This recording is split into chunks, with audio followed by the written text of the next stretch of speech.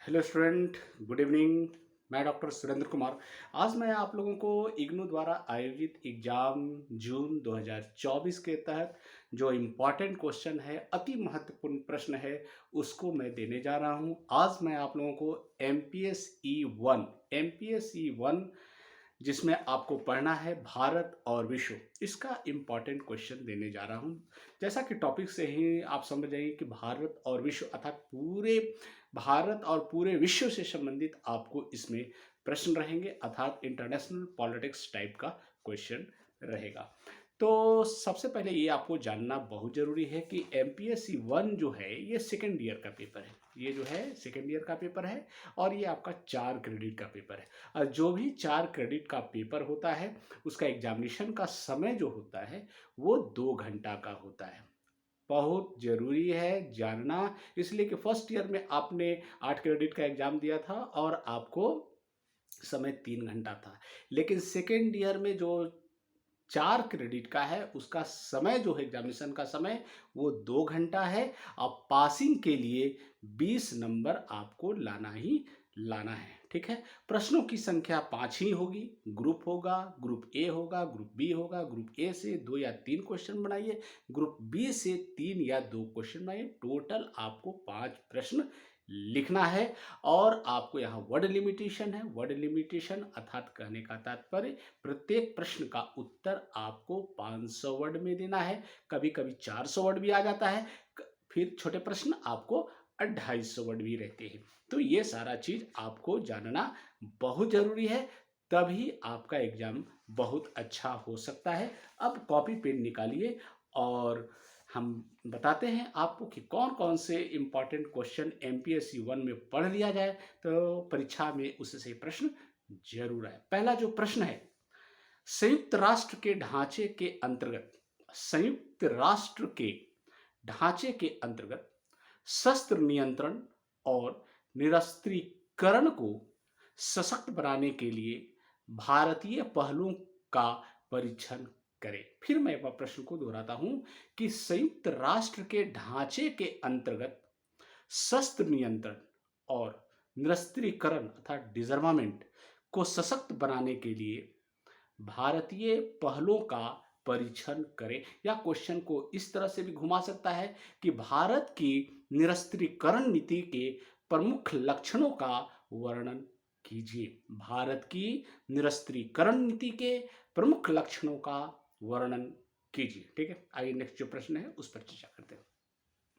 अंतर्राष्ट्रीय संबंधों में अंतर्राष्ट्रीय संबंधों में मानवाधिकारों के प्रोत्साहन और संरक्षण में संयुक्त राष्ट्र की भूमिका की चर्चा कीजिए। बहुत इंपॉर्टेंट क्वेश्चन है।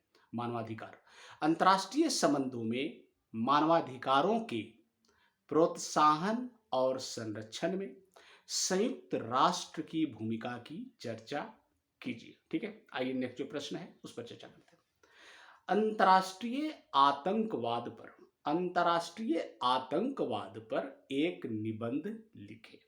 अंतर्राष्ट्रीय आतंकवाद पर एक निबंध लिखें। ठीक है, आइए नेक्स्ट जो प्रश्न है उस पर चर्चा करते हैं। भारत की विदेश नीति के अध्ययन की भारत की विदेश नीति के अध्ययन की यथार्थवादी और परस्पर निर्भरता दृष्टिकोणों के बीच अंतर को विस्तार से बताएं। फिर मैं वह प्रश्न को दोहराता हूं कि भारत की विदेश नीति के अध्ययन की यथार्थवादी और परस्पर निर्भरता दृष्टिकोणों के बीच अंतर को विस्तार से बताइए। ठीक है, आइए नेक्स्ट जो प्रश्न है उस पर चर्चा करते हैं। राष्ट्रीय सुरक्षा परिषद के कार्यकलाप में समस्याओं का परीक्षण कीजिए।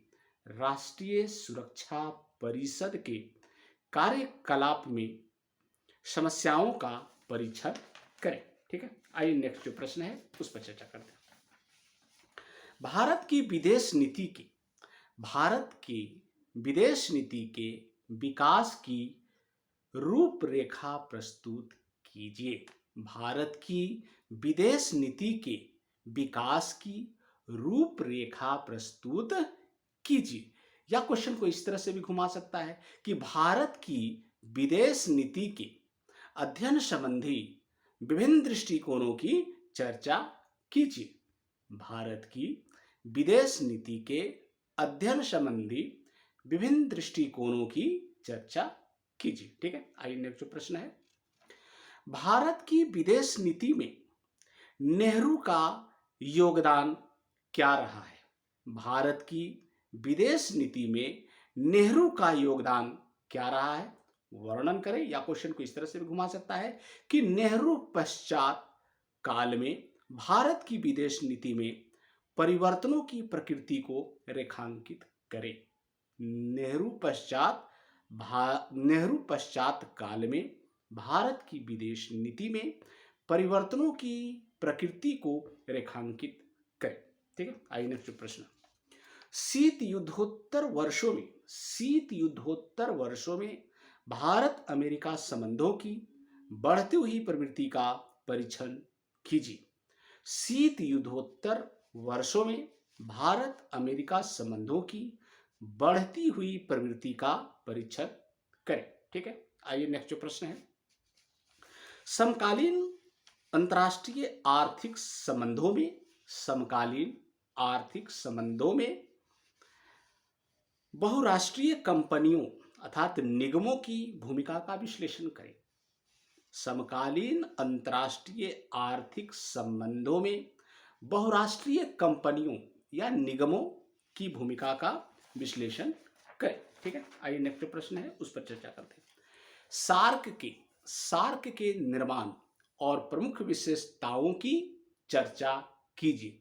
सार्क के निर्माण और प्रमुख विशेषताओं की चर्चा कीजिए। ठीक है, आइए नेक्स्ट प्रश्न है, समकालीन अंतर्राष्ट्रीय संबंधों में क्षेत्रीय संगठनों की भूमिका का विश्लेषण कीजिए। फिर मैं वह प्रश्न को दोहराता हूं कि समकालीन अंतर्राष्ट्रीय संबंधों में क्षेत्रीय संगठनों की भूमिका का विश्लेषण कीजिए। ठीक है, आइए नेक्स्ट प्रश्न है, राष्ट्रीय लोकतांत्रिक मोर्चे अर्थात एनडीए के शासन के दौरान भारत की विदेश नीति की चर्चा कीजिए। राष्ट्रीय लोकतांत्रिक मोर्चे अर्थात एनडीए के शासन के दौरान भारत की विदेश नीति की चर्चा कीजिए। बहुत इंपॉर्टेंट क्वेश्चन है। नेक्स्ट प्रश्न, गुट निरपेक्ष आंदोलन पर एक निबंध लिखिए। गुट निरपेक्ष आंदोलन पर एक निबंध लिखिए। ठीक है, आइए नेक्स्ट प्रश्न है, दक्षिण एशियाई क्षेत्रीय राज्य व्यवस्था की विशेषता बताइए। दक्षिण एशियाई क्षेत्रीय राज्य व्यवस्था की विशेषताएं बताएं या वर्णन करें। ठीक है, नेक्स्ट जो है, आसियान क्षेत्रीय फोरम ARF के साथ सहयोग के संदर्भ में भारत के दक्षिण पूर्व एशिया के सुरक्षा संबंधों की व्याख्या कीजिए। फिर मैं आपका प्रश्न को दोहराता हूं कि आसियान क्षेत्रीय फोरम के साथ सहयोग के संदर्भ में भारत के दक्षिण पूर्व एशिया के सुरक्षा संबंधों की व्याख्या कीजिए। ठीक है, नेक्स्ट जो प्रश्न है, दक्षिण अफ्रीका के स्वाधीनता आंदोलन में महात्मा गांधी की भूमिका की व्याख्या कीजिए। दक्षिण अफ्रीका के स्वाधीनता आंदोलन में महात्मा गांधी की भूमिका की व्याख्या कीजिए। एंड लास्ट जो प्रश्न है, बहुत इंपॉर्टेंट प्रश्न है, भारत चीन सीमा युद्ध समस्या को बताएं। भारत चीन सीमा युद्ध समस्या को बताएं। या क्वेश्चन को इसको घुमा सकता है कि भारत चीन संबंधों पर प्रकाश डाले। भारत चीन संबंधों पर प्रकाश डाले। तो ये मैंने आप लोगों को 15-16 प्रश्न दिया है और मुझे आशा ही नहीं पूर्ण विश्वास है कि इससे परीक्षा में प्रश्न जरूर आएंगे। एक चीज और मैं बता दूं, इसका सारा उत्तर मेरे YouTube चैनल पे उपलब्ध है, आप वहां जाकर इसको देख सकते हैं। थैंक यू, धन्यवाद।